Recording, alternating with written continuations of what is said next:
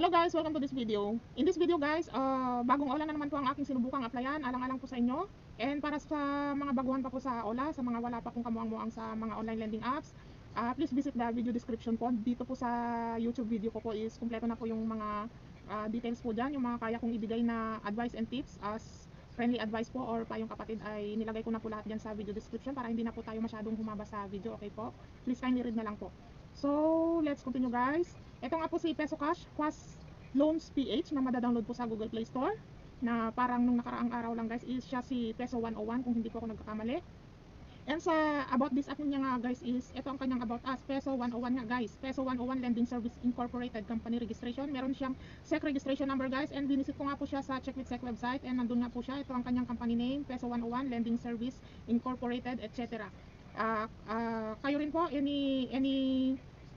anyone can visit their check registration number po sa website. Copy nyo lang po yung kanilang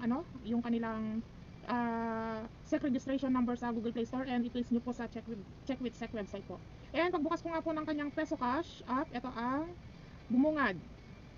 Kailangan mong mag-agree sa location, SMS, app list, device data. Yes, kailangan mong mag-agree dyan guys. And ito ang kanyang main page, Peso Cash 1,000 to 50,000, 91 to 360 days, rate 0.05%. Apply now. Meron siya ditong Peso 101 Lending Service Incorporated, SEC registration, etc. And dito na, pwede kang mag-login, pwede ka rin mag-sign up dahil bagong pasok pa nga lang po ako sa app na to is dito po ako sa sign up. Enter na ang mobile number na gusto mong gamitin guys. Again guys yung mga tayong kapatid ko guys is nasa video description na po. Dito po sa YouTube sa YouTube po. Sa video description po, nandiyan na po lahat yung mga tayong kapatid ko po. So please kindly read na lang po. And wait ka na sa OTP. And ang nagpadala po ng OTP is si Peso 101 at si Peso Cash. Dalawa po ang nagpadala ng OTP dahil inulit ko po yung pag-enter ng number. Nung una po kasi doon ako sa login. Ang nagpadala sa login is Peso Cash yata. And then yung sa sign up is parang Peso 101 guys. And then enter mo na yung OTP, and then enter ka rin ng 6 na password guys. Ang kailangan niyang password ay 6 na number guys. 6 na number ang gusto niyang password. And kailangan mo nang mag-agree sa allow Peso Cash to access this device approximate location. Pasensya na kayo guys kung may kung may error na naman ako. Alam niyo na ilang araw na naman akong hindi nakapag-taping. Walang practice guys, dire-diretso lang tayo. So para natural lang, walang practice, no need practice, di ba? Guys. Yes. Ito na, allow Peso Cash to send and view SMS messages. Makati na naman yung ilong ko. Oh my god. To improve your application success rate, please ensure to authorize the application usage permission. Follow the steps. Hindi ko marunong mag-period, no? Click to open access. Ay, huwag na natin patagalin. O di, continue tayo guys. Punta tayo sa usage access. I-on mo daw si Peso Cash. Yung mga advice ko guys, nasa video description na. Dito po yan sa YouTube po. Dito lang po sa YouTube, video description, kumpleto po ang aking payong kapatid po dyan ha. Kasi po, alam nyo na, pinakalat natin yung ating content. So sa YouTube lang po kumpleto ang aking video description sa ngayon guys, okay? Kasi maraming nakomenta nga.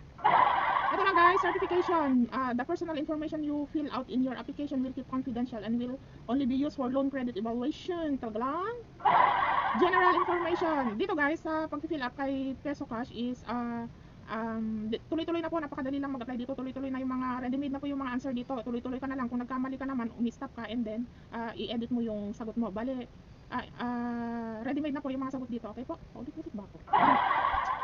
Kailangan mo lang kumpletuhin to guys. So general information, ID, authentication, and withdrawal account. Yes guys, mandatory na makumpleto mo to mula sa general information, ID, authentication, and withdrawal account. Mandatory niya yan guys, kasi kung hindi ka nagbigay ng withdrawal account, kasi ayaw ko pa naman nagbibigay ng withdrawal account guys. Pag nakita kong hindi kagandahan yung kanilang loan terms, ayaw ko magbigay ng withdrawal account. Pero ito kasi guys, minamandatory niya para makapag-continue ka, para makita nyo po yung kanyang loan terms. So di kinumpleto ko to guys, and then isa-isahin natin guys, para kasi minsan hindi malinaw ang aking screenshot sa video guys. So isa-isahin na lang natin. Sa general information, ito yung mga required kang sagutan guys. Credit cards number, nagbigay ako ng isa. Educational background, secret. Job category, self-employed.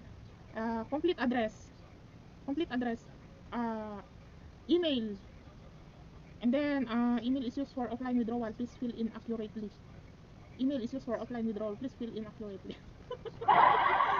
Okay lang, guys, email is used for offline withdrawal daw, guys. So, magbigay kayo ng medyo matinong email, guys, pero wag yung mga gamit nyo sa mga banks, guys, ha, sa mga source of income nyo. Ito na, Facebook. Optional lang naman, guys, pero nagbigay ako ng Facebook account. Nagbigay po ako ng facebook.com. And Viber contact number, alternative number. Nagbigay din po ako ng alternative number. Matino po yung binigay kong alternative number. Sa Viber naman po is hindi na po ako nagbigay. Pero optional lang to, guys. Nasa sa'yo kung gusto mo magbigay ng Facebook or Messenger username, Viber contact number, or an alternative number. Optional po yung tatlo na yan. Pero ako po nagbigay po ako ng facebook.com and alternative number. And matino po yung binigay kong alternative number. Sa marriage status naman, guys, marami kang pagpipilian. Sa ready-made na nga, guys, yung mga answer dito, okay? Type of property, ownership, self-employed, and household address, and then complete address, yung detalye ng address mo, guys.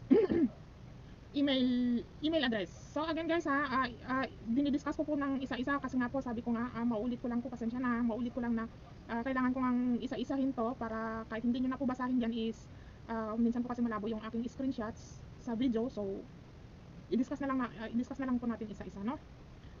Ito, okay na.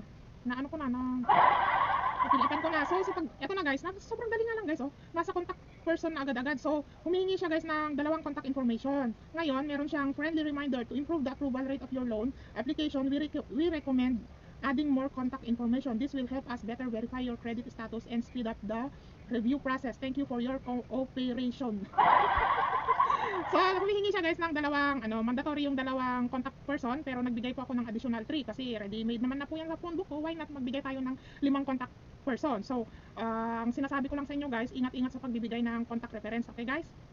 Pag-isipan mabuti kung anong ilalagay yung contact reference sa mga ola-ola, guys, ha? Wag basta-basta magbibigay ng contact reference, lalo na kung mga business number yan, mga kaabala, di ba? And then, dito na po tayo, ang ID po niya, allow Peso Cash to take pictures and record video while using the app. So, dito na tayo sa my ID, guys. Yan. And then, nung pinicturan ko yung ID ko, guys, ito ang kanyang ID na kailangan, guys. UMID, passport, driving license, SSS, PRC, postal. Asa na? Meron pa yan eh. Upon checking, guys, pasensya na kayo at nawawala po yung isang screenshot ko. Parang hindi ko yata na-screenshot, guys, yung ibang ID. Pero ang alam ko, dalawa na lang yung kulang na ID dito, guys. Maybe national ID and PhilHealth. Kasi po ang ginamit ko po is PhilHealth ID. Yes, national ID po yata yung hindi ko na-screenshot dito. And PhilHealth, guys. Yun lang, guys. PIN number, parang wala naman siyang PIN number, guys. So PhilHealth nga po ang ginamit ko. And magaling po yung kanyang camera. At ang gamit ko dito is lumang PhilHealth. And magaling po yung kanyang camera. At na auto-detect niya po ng tama ang bawat detalye po ng ID ko. So magaling po yung kanyang camera. And then pero double check nyo pa rin po kung tama talaga. And then sa face authentication na, guys, ito na, selfie ka na. And then okay na, kumpleto na tong general information and ID authentication, guys. So dito ka na sa withdrawal. Sa withdrawal naman, guys, sa e-wallet is ayan, auto fill up na po yung pangalan mo diyan, pero pwede mong i-edit, guys, yung pangalan mo dito sa sa withdrawal account. And then, ang e-wallet po niya is GCash, Paymaya, and GrabPay. Sa bank naman po is napakarami niyang bank, pero dapat alam mo kung ano yung mga initial ng bank mo, guys, kasi puro initial lang siya. So, sa bank, guys, is marami po siyang bank. And then, pagkatapos mo ang makumpleto yung general information, ID authentication, and withdrawal account, guys, submit na. Dahil pag hindi mo nga nakumpleto yung tatlong yan, guys, hindi mo makiklik yung submit na yan, guys, grayed out yan. And then, agad-agad is approve po siya sa 1,000 pesos.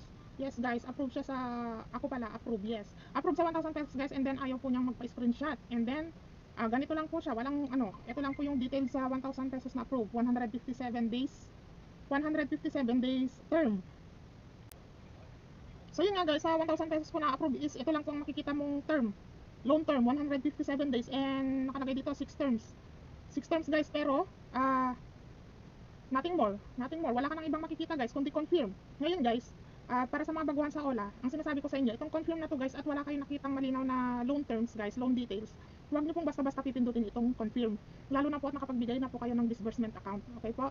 Nakapagbigay na po kayo ng disbursement account, and then pinindot niyo yung confirm na hindi niyo nakikita yung loan terms, loan details. Mamaya magugulat na lang kayo, guys, bigla na lang na send sa e-wallet niyo or bank account niyo yung maybe kadalasan naman, guys, is less 330, ganyan, almost half na po yung darating sa inyo. So pag ganito pong malabo, walang malinaw na loan terms, huwag na po kayong tumuloy. So ako po, hindi ko na po yan itinuloy dahil baka mamaya ang matatanggap ko na lang po is 670. Baka mamaya is may bawas na naman na 330 kasi alam niyo na mga OLA is halos pare-pareho po yung mga loan terms nila. And pagdating sa confirm guys, yun lang, huwag niyong basta-basta pipindutin yung confirm guys kung walang malinaw na loan details, loan terms. Dahil baka pag pindot niya ng confirm, baka pag pindot niyo po ng confirm is disbursement na po yun. So ingat-ingat po. Ako po hindi na po ako tumuloy. So hanggang dito na lang po.